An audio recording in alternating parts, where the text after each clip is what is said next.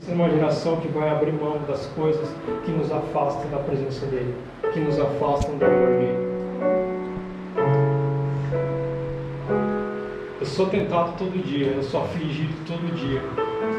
O inimigo vem, o diabo vem na escuridão, se esgueira, me tenta. Todo dia ele vem com artilharia pesada, todo dia ele vem com tentação, todo dia ele vem com aflição. Mas o único jeito de vencer o tentador é sendo exposto a algo maior. É sendo exposto a algo mais belo, a algo mais glorioso do que aquilo que tenta você a te levar para longe da presença dele.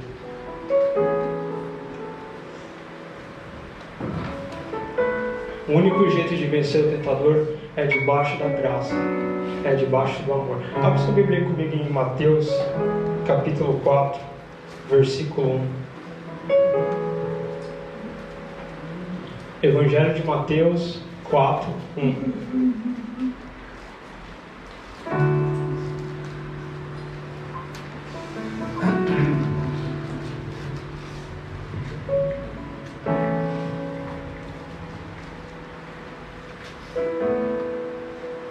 Amém? Amém. Jesus foi então conduzido pelo Espírito ao deserto para ser tentado pelo diabo. Depois de jejuar 40 dias e 40 noites, teve fome. O tentador aproximou-se então dele e disse: Se tu és o Filho de Deus, manda que essas pedras se tornem pães.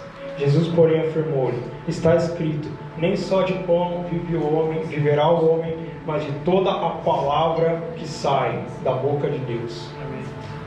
Então o diabo conduziu a cidade santa e colocou-o sobre a parte mais alta do templo e desafiou-lhe: Se tu és o Filho de Deus, joga-te daqui para baixo, pois está escrito, aos seus anjos dará ordens a teu respeito, e com as mãos eles te susterão, para que jamais tropeces em alguma pedra. Contestou-lhe Jesus: Também está escrito, não tentarás o Senhor teu Deus. Tornou o diabo a levá-lo agora para um monte muito alto e mostrou-lhe todos os reinos do mundo e todo o seu esplendor, e propôs a Jesus: Tudo isso te darei, se prostrado me adorares. Ordenou-lhe então Jesus: Vai-te, Satanás, porque está escrito, ao Senhor teu Deus adorarás, e só a Ele servirás. Assim o diabo o deixou, e eis que vieram os anjos e o serviram. Nada do que acontece na trajetória de Jesus, na vida de Jesus na terra, é em vão. Nada que acontece com Jesus ou através de Jesus é por nada, é sem motivo, é sem propósito. A obra de Cristo na terra era morrer em nosso lugar como cordeiro e nos salvar do pecado. Nada que ele fez na terra foi em vão. Ele estava sempre cumprindo profecias, para que se cumprisse a profecia do profeta tal. E o diabo conhecia as profecias. Então, quando o tentador vem, quando o tentador se aproxima de Jesus e oferece os manjares, quando o tentador vem e começa a tentar Jesus, o objetivo, o foco, era tentar invalidar as profecias e anular a salvação. No deserto, Jesus passa por 3 tentações. Ele passa por tentação pelo pão, porque ele teve fome. Ele é tentado com livramento de dor, porque ele teria que passar por todo tipo de dor em nosso lugar. E ele é tentado com poder absoluto, do qual ele teria que abrir mão na cruz. Ele passa por 3 tentações, e na cruz ele tem sede, ele tem dor absurda, ele tem dor indescritível, e ele se abstém do poder. Ele se abstém do poder absoluto. Ele recusa o poder absoluto. Ele tem sede. Ele fala, na cruz ele fala, tenho sede. Por que o inimigo oferece pão ao invés de oferecer? Ele podia dar um cântaro de água. Jesus estava com sede também, ou ele estava só com fome no deserto. Ele podia ter oferecido um cântaro de água, mas como ele é astuto, ele vem e traz o pão. Porque se Jesus aceitasse o pão na cruz, se ele dissesse, tenho sede, lá atrás, ele teria cedido à tentação, ele teria tomado o pão do inimigo. Ele passa por sede, o inimigo fala para ele, se joga daqui, e os anjos te susterão, e você não machucará os pés em pedra alguma. E na cruz ele tem dor indescritível. Ele passa pelos pregos, ele passa pela coroa, ele passa pela cruz. E como no deserto o inimigo tenta ele com poder absoluto, na cruz ele nega poder absoluto do qual ele tinha. A Escritura fala que Jesus julgou que ser igual a Deus era algo que ele não devia se apegar. Era algo que ele não devia se apegar.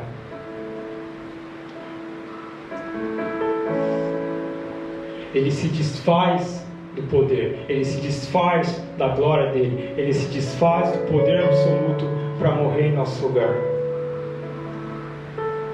Ele julgou que ser igual a Deus era algo que ele não devia se apegar, e ele se submeteu até a morte, e morte de cruz. Mas Deus o exaltou sobre todo nome que está no céu, na terra e debaixo da terra. Quando você recusa o banquete do inimigo, quando você recusa o pão do diabo, os anjos vêm e te servem. Aleluia. Os anjos vêm e te servem. E você não tem pão do inimigo. Você não precisa comer pão do diabo. Você não precisa comer o pão que o diabo amassou, porque você tem pão do céu. Aleluia. Você tem pão do céu. E tem pão do céu aqui hoje. Aleluia. Tem pão do céu aqui hoje. A recompensa é o reino.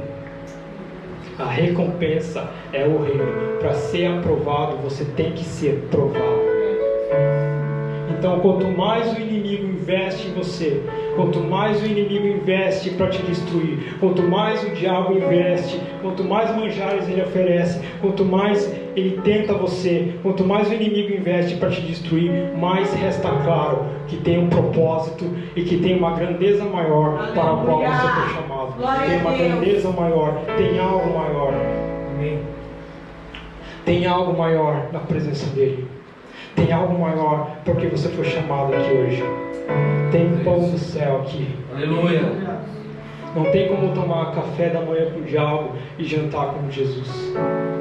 Quando você recusa o pão do inimigo, os anjos vêm. Os anjos vêm e te servem.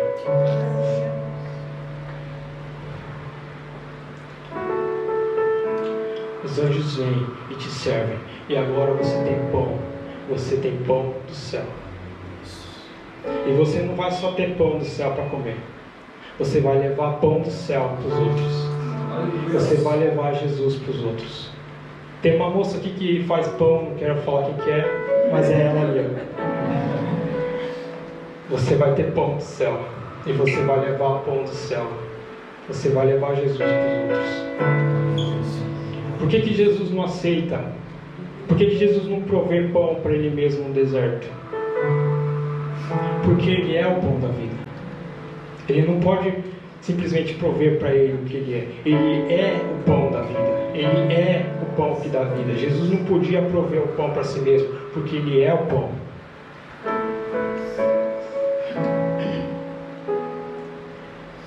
Quem comer o pão do céu, quem comer o pão da presença, não terá fome. Quem comeu o pão da presença não ficará sozinho. Quem comeu o pão da presença, quem comeu o pão do céu, não sentirá falta. Não sentirá falta de nada. A gente costuma dizer, Deus proverá, Deus vai prover. Deus vai prover para aquilo que está acabando comigo. Mas Ele é mais do que alguém que pode prover. Ele é mais do que alguém que provê. Ele é a provisão. Aleluia. Jesus é a provisão. Ele é a provisão no meu e no seu lugar. A primeira vez que que Deus é chamado de provedor é por Abraão, quando Deus pede para Abraão levar Isaac como sacrifício. Quando Deus pede para Abraão levar Isaac como sacrifício, e quando eles estão subindo o monte, Isaac pergunta para ele: está aqui a lenha, está aqui o fogo, mas cadê o cordeiro? E Abraão fala para ele: Deus proverá um cordeiro. Eu vou te falar, você pode dizer hoje a mesma palavra, o mesmo nome, Jeová Jireh, o que dá origem ao nome Jeová Jireh, Deus provedor, Deus proverá, Deus proveu. Você pode dizer Jeová Jireh, porque Deus já proveu um cordeiro. Deus já proveu um cordeiro no meu e no seu lugar. Deus já proveu um cordeiro. Ele não é só alguém que pode prover, Ele é a provisão. Ele é a provisão que você precisa. Saca só, no princípio criou Deus os céus e a terra estava sem forma e vazia, e disse Deus: haja luz, e houve-luz. Mas a Escritura mostra que o sol, os luzeiros, só foram feitos no quarto dia. E desde o primeiro dia a luz já brilhava. Desde o primeiro dia a luz já existia. Abra sua Bíblia comigo em João capítulo 1, versículo 1.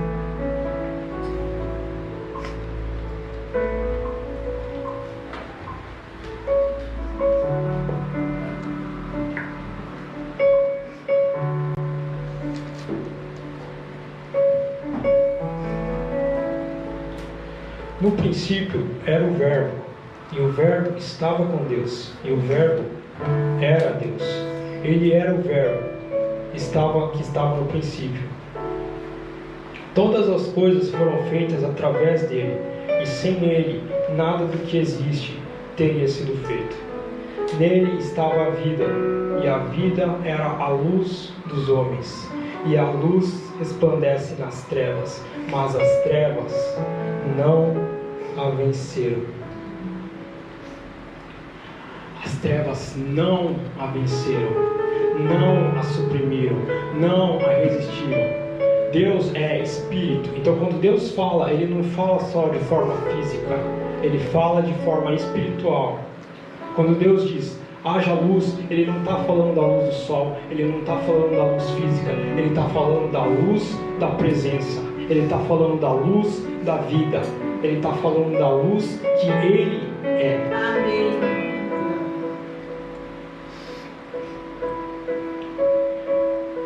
O Verbo, Jesus, como a gente acabou de ler, é o caminho pelo qual a luz veio a nós. O Verbo é o caminho pelo qual a luz veio ao mundo. Eu sou o caminho, a verdade e a vida. Ninguém vem ao Pai a não ser por mim. Ou ao contrário, ninguém vai ao Pai, o Pai não vai a ninguém a não ser por Ele. Ninguém vai a Deus a não ser por Jesus. E Deus não vem a ninguém a não ser por Ele também. Ele é o único caminho de ida e Ele é o único caminho de vinda. O Verbo, Jesus, é o caminho pelo qual a luz veio a nós. A luz do mundo não é o sol. A luz do mundo não é o que Deus provê. A luz do mundo é o próprio Deus. João, não precisa abrir João 8,12. Eu sou a luz do mundo. Quem me segue não andará em trevas, mas terá a luz da vida. Apocalipse diz que a Nova Jerusalém, a cidade santa, não precisa de sol. A cidade santa, a Nova Jerusalém, não precisa de sol, porque a glória do Pai a ilumina, e o Cordeiro é o seu candelabro. A glória do Pai a ilumina, e o Cordeiro é o seu candelabro. Então, se a cidade santa, se a Nova Jerusalém não precisava de sol, não precisa de sol, você acha que o homem precisava da luz do sol para enxergar Deus? Se o Todo-Poderoso que brilhava sobre o homem desde o primeiro, que brilhava sobre a terra desde o primeiro dia, você acha que o homem precisava do sol para enxergar Deus? Precisava do sol para enxergar a luz? O povo que andava nas trevas viu uma grande luz. Sobre os que habitavam na terra da sombra da morte, a luz resplandeceu. Deus não precisa de uma estrela criada por Ele e que um dia vai deixar de existir para gerar luz. Ele é a luz. Quando você leva Deus a alguém, quando você leva Deus a alguém, você leva por meio do verbo. O verbo é o caminho pelo qual Deus veio a nós. A palavra, Jesus, é o caminho pelo qual nós levamos Deus aos outros. O único caminho que tem para você levar alguém a Cristo, Cristo a alguém, Deus a alguém, é o verbo, é a palavra. E as trevas não resistirão. E quando você levar, as trevas não a resistirão, as trevas não suportarão, as trevas não prevalecerão, as portas do inferno não podem prevalecer, as trevas não resistirão.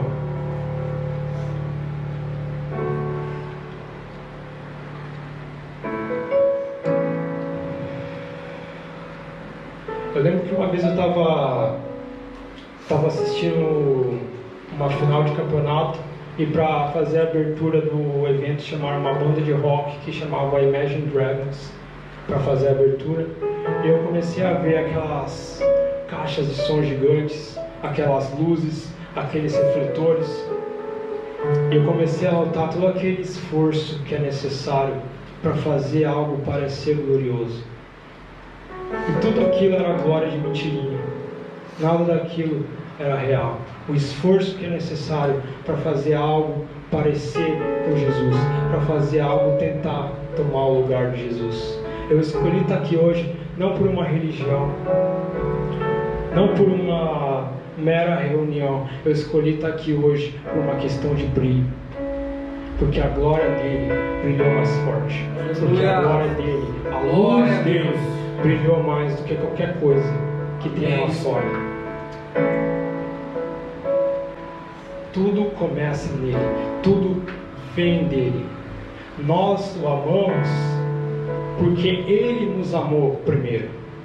Ele me amou primeiro. Nem o meu amor por ele não começa em mim, não tem origem em mim, não parte em mim. Até o que eu sinto por ele começa nele. Abre sua Bíblia comigo em 1 João 4, 9. 1 João 4, 9.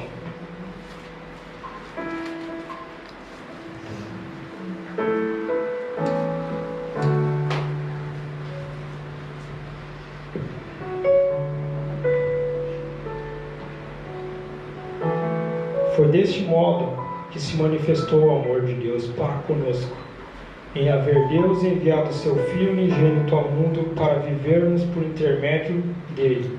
Assim, nisso consiste o amor, não em que nós tenhamos amado a Deus, mas em que ele nos amou e enviou seu Filho como propiciação pelos nossos pecados. Nisso consiste o amor, não em que nós tenhamos amado a Deus, mas em que ele nos amou.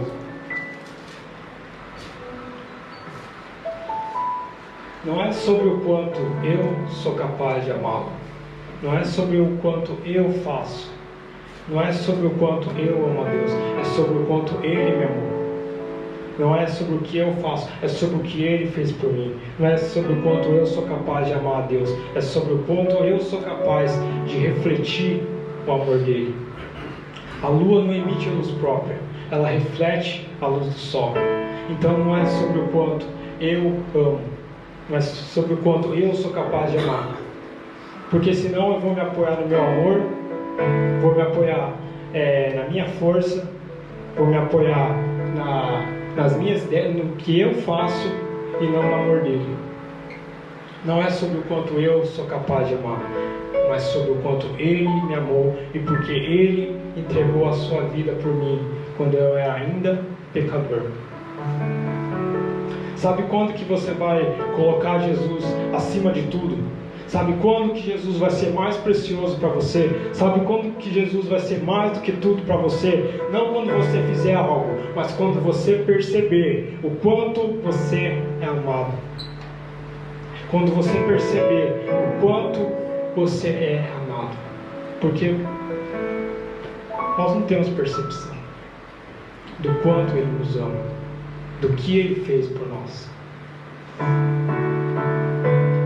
Se há algo de bom em nós, vem dele.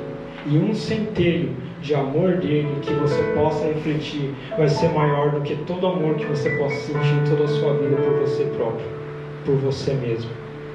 Uma fagulha de luz dele que você venha refletir vai brilhar muito mais e vai ser muito maior do que qualquer coisa que você possa fazer por você mesmo. Então, não vem de mim. A constância não vem de mim. O permanecer não vem de mim. Não tem origem em mim. Tem origem no amor dele. Olha o que fala em Levíticos 16. Arão oferecerá um novilho do sacrifício pelo seu próprio pecado, e em seguida realizará o ritual de expiação por si mesmo e pela sua casa, e imolará o novilho. Encherá então o incensário com brasas ardentes tiradas do altar de diante de Deus, e tomará 2 punhados de incenso aromático em pó e o levará para trás do véu. Então, o incenso tirará as brasas ardentes direto do altar. As brasas têm que ser tiradas do altar do sacrifício do cordeiro. As brasas têm que ser tiradas do altar do sacrifício do cordeiro. Ele é o fogo que me mantém vivo. Ele é a chama que nunca se apaga. Ele é o fogo que queima no meu coração. Ele é o amor que venceu. Ele é o amor que queima dentro de mim. Como diz o nosso amigo Vilas Boas, o fogo nunca dorme. O fogo nunca apaga. O fogo dele nunca descansa. O amor dele não descansa. O amor dele não cessa. O amor dele não para. A constância vem dele. Senão você entra no primeiro amor, cai no primeiro amor, entra no primeiro amor, cai no primeiro amor, entra, levanta, cai, levanta, cai, levanta, cai, e você vai viver nesse loop infinito de inconstância, porque você está se apoiando no que você faz, você está se apoiando no seu amor e não no amor dele por você. Você está pegando as suas brasas e jogando no incensário.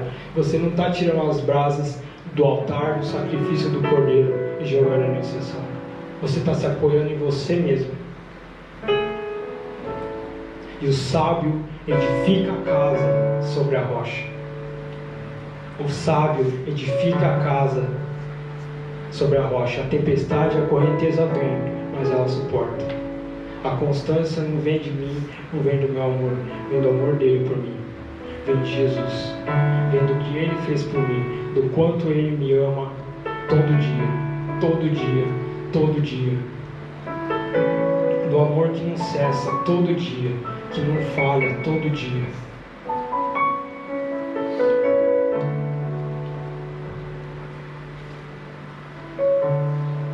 Estou trazendo isso aqui para mostrar para você que a provisão não só vem dele, não é algo que só vem dele, tudo vem dele, tudo é ele. Ele é a provisão porque você precisa, ele é a provisão porque está acabando com você, ele é a provisão no lugar daquilo que você coloca como Deus, que você coloca como luz, que você coloca como brasa no lugar dele. Em Jerusalém tinha um tanque que chamava Tanque de Betesda. E nesse tanque tinha um anjo que vinha, que tocava nas águas, e as águas se moviam, e o primeiro que entrasse no tanque era curado. E por isso tinham ali muitos enfermos tinham ali vários enfermos, e Jesus se aproximou do tanque e viu um deles ali e perguntou: você quer ser curado? Ele falou: eu não tenho ninguém para me colocar no tanque quando as águas se movem.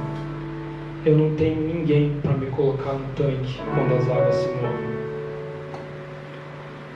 Eu não sei se você está esperando alguém, se você acha que alguém vai aparecer. Às vezes a gente acha que alguém vai aparecer. Alguém já apareceu. Alguém já apareceu. Eu vou mandar uma ideia, talvez eu derrube seu sorvete. Deus não está preparando ninguém para você. Eu acho que Deus não está preparando ninguém para você. Para você chegar e falar e pedir para Deus mandar alguém para você. Eu acho que Deus tem muito mais o que fazer, né, do que pegar alguém. Toma. Tá desesperado? Vai no Tinder, não sei, mas Deus não está preparando alguém para você. Ele não vai prover alguém para você. Ele é a provisão. Ele não vai mandar alguém. Alguém já apareceu. O que você precisa já apareceu. Quem você precisa já apareceu. Quem você precisa está aqui hoje. Ele está aqui hoje que nem ele estava para aquele enfermo. Você só precisa abrir os olhos e olhar para ele e aceitar ele.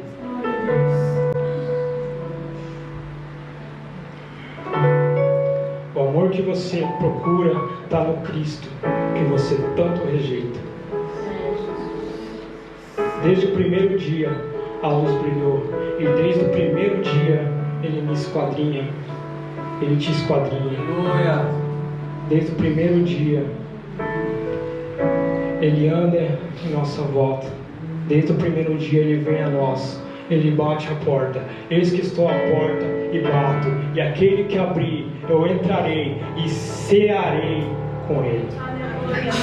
Deus fala isso à igreja de Coríntios. Daí a gente acha que Deus só está batendo na porta de quem é velho. A gente acha que Deus só está batendo na porta de quem já é igreja faz tempo. Mas isso não quer dizer isso. Isso quer dizer que tem gente que já é idoso na fé, que já é velho na fé, e ele ainda está batendo na porta. Tem gente que já tem 50 anos de crente, que já é o crente Sauro, que já tem 50 anos na fé, mas ainda tem a mesma dependência dos outros, ainda tem a mesma carência, ainda tem a mesma necessidade de aprovação, ainda tem as mesmas infantilidades, ainda está gaguejando na fé, ainda está gaguejando para falar com Ele, ainda está gaguejando para depender dEle, ainda não está caminhando, ainda é um bebê espiritual. É isso que Ele quer dizer. Quando Jesus entra na casa de Marta e Maria, a Bíblia fala que Marta estava lá ocupada com os afazeres da casa, ansiosa com as coisas. Enquanto isso, Maria estava aos pés de Jesus. E Marta fala para Jesus: mestre, manda ela me ajudar. Só eu estou fazendo as coisas, manda ela me ajudar. E Jesus fala para ela: Marta, Marta, você anda ansiosa e te aflige por muitas coisas, mas só uma coisa é necessária. Só uma coisa é necessária. Só uma coisa é necessária: a presença dEle. Só uma coisa é necessária: o amor dEle. Só uma coisa é necessária: estar aos pés dEle. Que Deus mande embora hoje toda a sua ansiedade. Que Deus mande embora toda a sua necessidade por qualquer coisa que não seja Ele. Só uma coisa é necessária. Só uma coisa é necessária: a presença dEle. Não são as minhas palavras, são as palavras dEle para você. Só uma coisa é necessária: buscai primeiro o reino de Deus e a sua justiça, e as demais coisas lhe serão acrescentadas. Tudo que você precisa está na presença dEle. está o seu relacionamento com Ele, está o amor dele por você.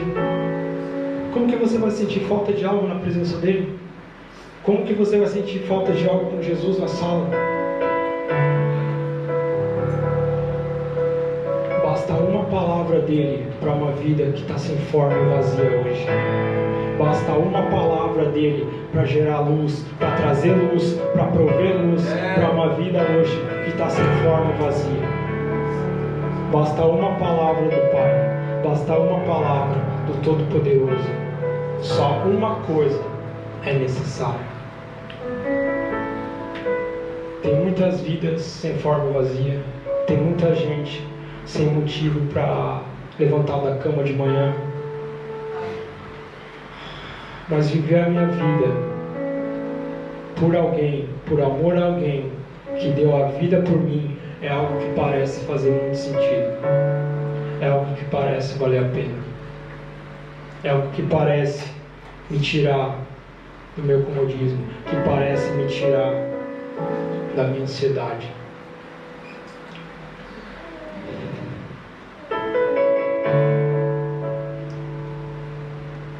Ele faz prova do seu amor por nós quando Ele entregou Jesus para morrer em nosso lugar, sendo nós ainda pecadores. Tem um motivo maior para estar com Ele. Tem um motivo maior para desejar Ele. Tem um motivo maior para estar na presença dEle. Eu queria orar com você agora. Eu queria que você se colocasse de pé. Ele vai ser a sua provisão hoje. Ele vai ser tudo o que você precisa hoje. Ele vai suprir toda a sua necessidade hoje. Tem um pão do céu aqui hoje. Tem uma luz brilhando aqui hoje. A Escritura mostra que Deus disse: haja luz, e viu que a luz era boa novamente. Viu que a luz era boa de novo. Do mesmo jeito que você vê que a luz é boa de novo quando você ficou sem ela. Do mesmo jeito que você vê que Jesus é bom de novo quando você ficou sem Ele. Vem sobre nós essa noite, Pai. Vem sobre nós com a sua luz. Vem sobre nós com a sua graça. Manda embora toda a ansiedade. Manda embora toda a inquietação. Vem ser tudo que nós precisamos hoje aqui, Papai. Nos deixa ouvir o seu coração. Nos deixa sentir o seu amor queimando dentro de nós. Nos deixa sentir a sua graça nos tocando, a sua energia nos transformando, o seu amor nos renovando, a sua graça nos tocando. Vem ser suficiente para nós hoje. Vem ser tudo para nós hoje. Vem ser a luz que brilha sobre nós.